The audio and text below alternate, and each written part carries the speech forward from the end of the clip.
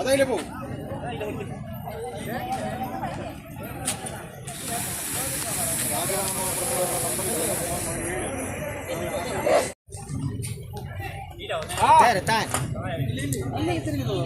ಅಲ್ಲ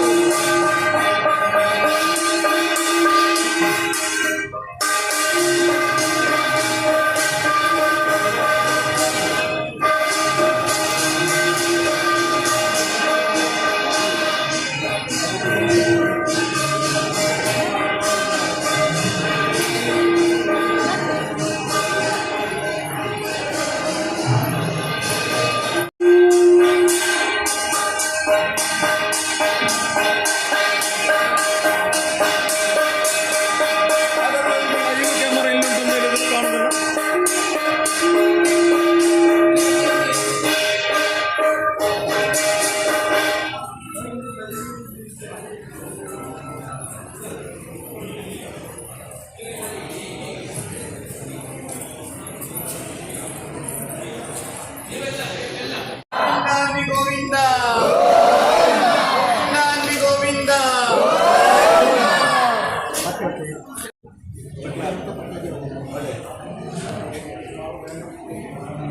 ಕಾಣಿಕೆಯನ್ನು ತೆಕ್ಕೊಂಡು ಬಂದಿದ್ದೇನೆ.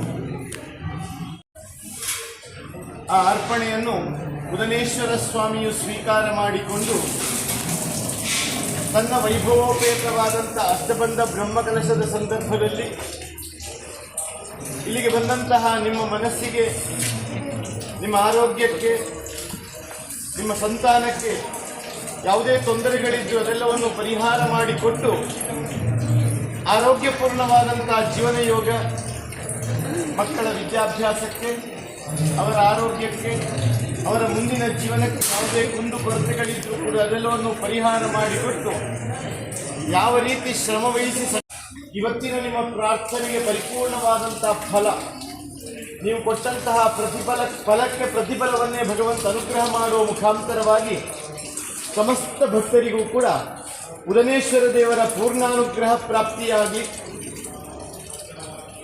ಒಂದೊಂದು ಬಿಂದು ಸೇರಿ ಸಿಂಧು ಆಗುವುದು ಅಂತ ಸಮುದ್ರ ಆಗಬೇಕಾದ್ರೆ ಒಂದೊಂದು ಹನಿಯೂ ಕಾರಣವಾಗ್ತದಂತೆ.